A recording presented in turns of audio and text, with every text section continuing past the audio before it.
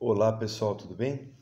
Hoje eu vou contar um pouquinho para vocês sobre os rios e sobre os vales, mais sobre os rios. Para isso eu vou usar esse livro chamado Rios e Vales, de Philip Salvin, da editora Scipione. Então eu vou falar algumas informações interessantes, trazer algumas curiosidades para a gente pensar um pouquinho sobre os rios que a gente conhece.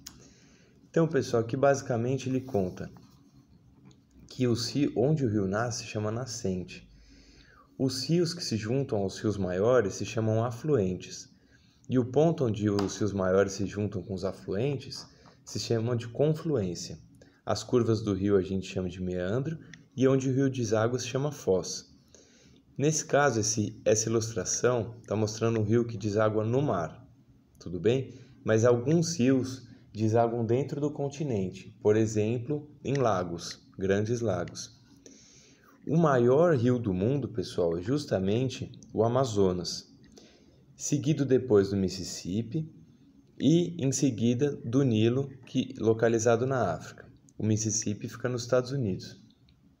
O Amazonas, pessoal, ele é o maior rio, principal rio da bacia hidrográfica amazônica, que é a maior bacia hidrográfica do mundo e responsável direta pela biodiversidade na Amazônia. Então, se a gente pensar que sem água não tem vida, né? Então, o rio Amazonas é responsável pela biodiversidade, pela existência de vida de diversas plantas e animais, incontáveis espécies de plantas e animais.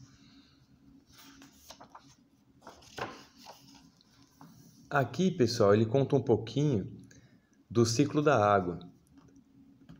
Então, pensando no caminho dos rios. Então, se a gente pensar, chove, o que a gente chama cientificamente de precipitação.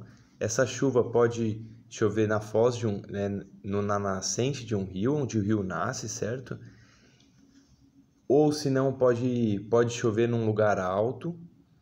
Nesse lugar alto, a água infiltra no solo até chegar no lençol freático, que rompendo com a terra, ou chegando em algum lugar em que a terra é mais suscetível à vazão do rio, tem esse escoamento da água por diversos rios maiores e afluentes até a foz, nesse caso é o mar, e ele está considerando então que tem um processo de evaporação desse caminho de rio e também do próprio mar. Então, depois da evaporação, se formam as nuvens, e quando essas nuvens passam por cima do continente, elas têm a precipitação, então chove de novo num ciclo sem fim. Justamente a ideia de ciclo, tudo bem? Então aqui, pessoal, ele conta um pouquinho da foz dos rios, e ele conta um pouquinho também que algumas cidades se organizam em torno de foz de rio. Tudo bem? Porque até hoje, durante séculos e até hoje, muitas mercadorias e muitos viajantes utilizam dos barcos para se locomover, certo? Então, muitas cidades se organizaram em torno do comércio que envolviam esses barcos. E até hoje a gente tem isso. Um exemplo disso, por exemplo, é o estado do Pará, tá? Que tem deságua de rio e também tem um fluxo grande de mercadoria vindo de barco. Aqui no caso ele mostra a cidade de Liverpool e aqui ele mostra o Mississippi, nos Estados Unidos, como a gente já tinha falado. Aqui ele conta um pouco como o rio modela o terreno. Aí ele fala um pouquinho aqui, dá para ver que o rio faz fendas no terreno. Durante milhares de anos, aquele caminho d'água, a água faz aquele caminho d'água que a gente acaba chamando de vale, tudo bem? E faz esses vales. Na própria cidade de São Paulo, hoje em dia a gente não vê mais, mas muitos dos vales que a gente tem na cidade de São Paulo já foram rios, como por exemplo o Vale do Anhangabaú.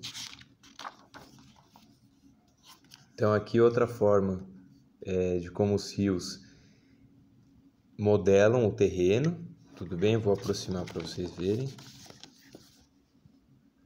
Então, onde o rio passa, ele erode o solo, criando um caminho da água. Aqui ele conta um pouco então sobre essas curvas dos rios, colocando aqui a margem de assoreamento, margem escarpada, tudo bem? E aqui ele conta um pouco então de quando o rio transborda, né? Pensando que justamente os meandros dos rios são o que garantem que o rio pode ter um fluxo em formato de curvas, só que também ele tem um espaço para o alagamento, naturalmente.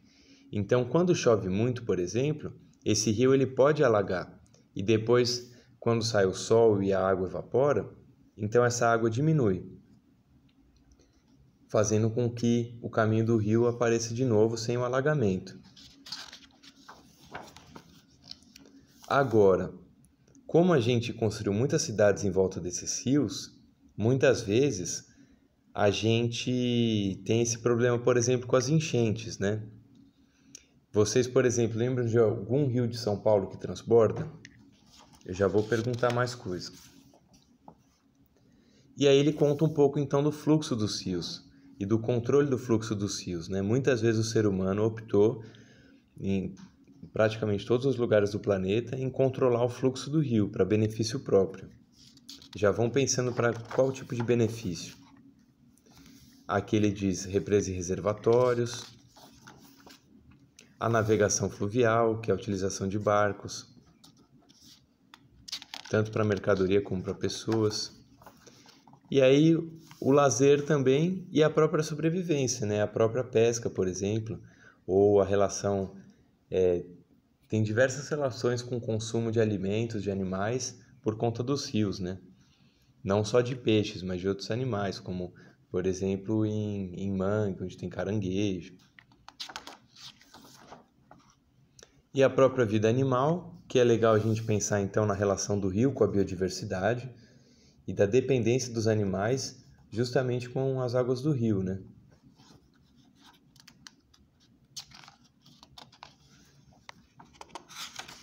Tudo bem, pessoal? Então era um pouco isso que eu queria contar. Agora eu queria fazer algumas perguntas para vocês. Para a gente pensar, qual a importância dos rios para nós e para a natureza? E para que a gente pode usar um rio, nós seres humanos? E tem rio na cidade de São Paulo? Se sim, quais são eles? E tem rio perto da casa de vocês? Uma pergunta importante, ele transborda? E uma última pergunta, o que a gente poderia fazer para ele não transbordar? Depois eu vou enviar um outro vídeo para vocês contando um pouco da história dos rios da cidade de São Paulo. Então, daqui a pouco eu falo com vocês de novo. Espero que vocês tenham gostado e depois eu compartilho um outro vídeo com vocês sobre os rios. Então, um abraço, pessoal, até a próxima.